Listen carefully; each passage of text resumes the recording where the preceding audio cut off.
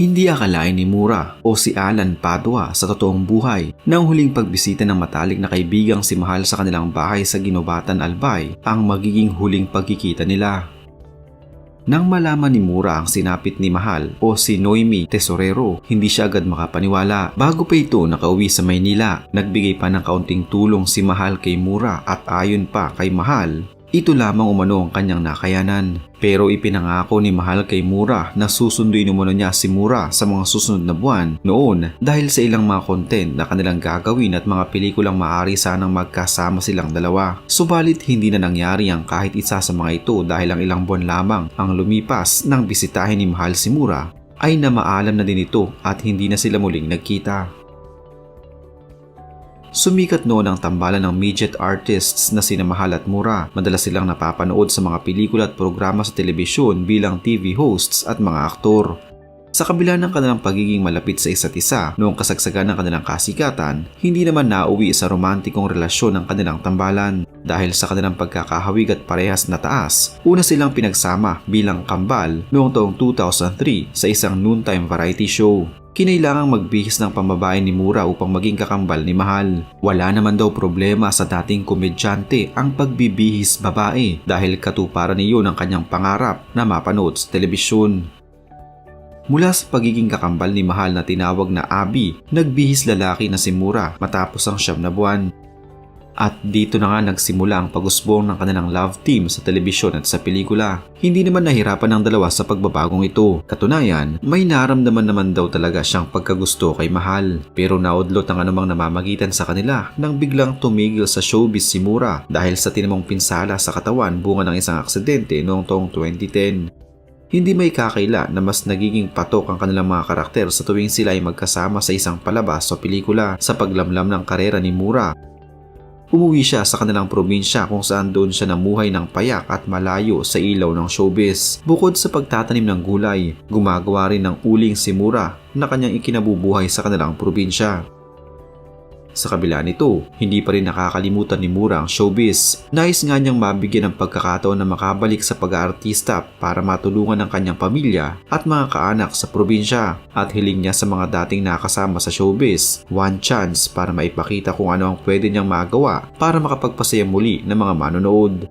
Subalit sa pagpanaw ni Mahal, tila mas lalo pang lumayo ang pag-asa ni Mura na muling makabalik sa harap ng kamera upang makapagpasaya ng mga tao.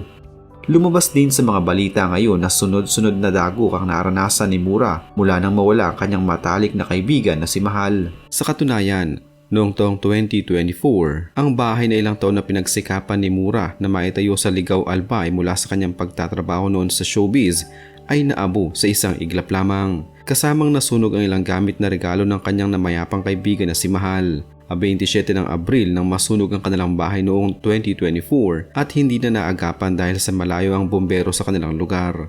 Dahil may problema na sa paglalakad si Mura bunga ng tinamong pinsala sa aksidente sa tricycle noong 2010, halos wala na silang naisalbang gamit. Pati ang ilang gamit na nagsisilbing alaala ng namayapa niyang kaibigan na si Mahal na pumanaw noong 2021 kasama ring nasunog.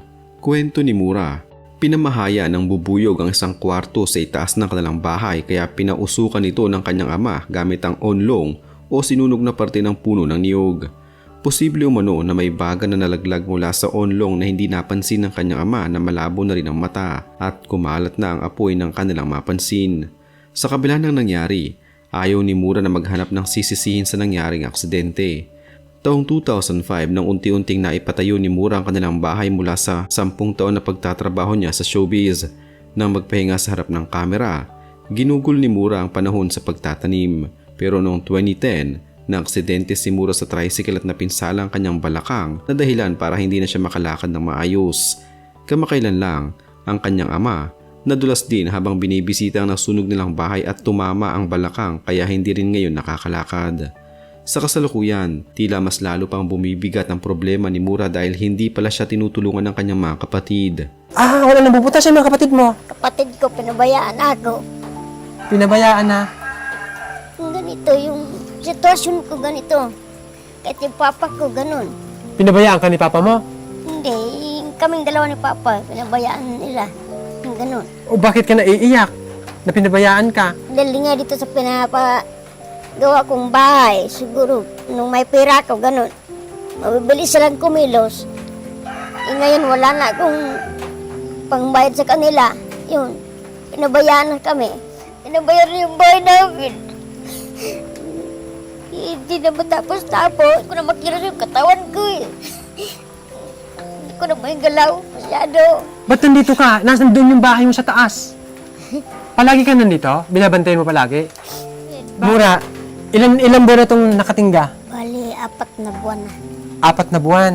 Mula nung nag-umpisa nito, 4 na buwan na siya. Nasangla ko yung lupa ko ng 50,000 sa tita ko. Nung Ang dami mong pera, Mura. nung July. Ito ang naging pahayag ni Mura kamakailan lamang nang siya ay bisitahin ng isang vlogger sa Bicol. Ayon kay Mura, hindi umano siya nakakatanggap ng tulong mula sa kanyang kapatid. Kung noon daw na may pera pa siya at tuloy-tuloy ang mga projects ay nariyan lamang ang kanyang mga kapatid. Subalit kasabay ng paglamlam ng kanyang karera at mawalan ng hanap buhay, isa-isa ding lumayo ang kanyang mga kapatid at iniwan siya kasama ang kanilang ama. Matapos ang sunog, maraming mga taong may mabuting puso ang tumulong sa kanya. Ang Jimmy Kapuso Foundation, isang kilalang foundation sa Pilipinas na nagbibigay ng tulong sa mga nangangailangan ay bumisita kay Mura at sa kanyang ama upang siya ay masuri ng medical check-up at mabigyan ng mga gamot, bitamina, grocery at hygiene kits na makakatulong sa kanilang pang-araw-araw na buhay.